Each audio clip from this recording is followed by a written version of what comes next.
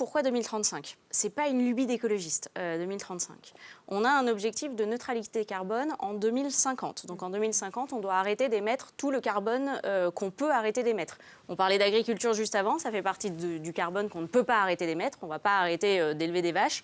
Par contre, le carbone de nos voitures, c'est des choses qu'on sait faire. Il suffit de faire rouler des voitures zéro émission. Une voiture, elle reste en circulation environ 15 ans. Donc vous faites 2050 moins 15 égale 2035. Donc c'est pour ça que ce 2035 s'impose, encore une fois, non pas comme quelque chose de dirigiste, mais comme une simple planification. Ce 2035, fin de vente des véhicules neufs, donc ça ne veut pas dire aussi tout ce que j'ai entendu, qu'on ne pourrait plus rouler avec un véhicule thermique, etc. Ceux qui ont des véhicules thermiques pourront toujours. Ceux qui veulent acheter en seconde main peuvent toujours acheter des véhicules thermiques. Tout ça, il faut aussi balayer toutes ces fausses informations. Donc la fin de vente des véhicules thermiques neufs, elle avait vocation aussi à envoyer un signal fort à l'industrie automobile européenne pour dire « c'est ça l'avenir ». En fait, c'est là qu'il faut mettre tous vos investissements aujourd'hui parce que demain, vos véhicules thermiques, vous ne pourrez plus les vendre.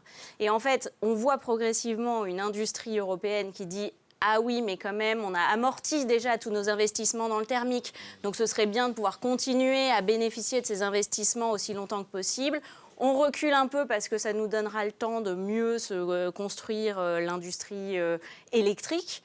Mais en fait, pendant ce temps-là, les Chinois n'attendent pas. Avec des subventions, une industrie automobile arrosée de subventions comme c'est pas possible. Et en fait, la Chine est en train de devenir irrattrapable sur l'industrie automobile électrique. Tous les mois, toutes les années qu'on perd aujourd'hui, c'est des années qu'on ne retrouvera jamais. C'est-à-dire que demain, non seulement il n'y aura plus d'industrie thermique en Europe, mais il n'y aura plus non plus d'industrie électrique. Et donc, on n'aura juste plus d'industrie automobile en Europe si on loupe ce virage-là.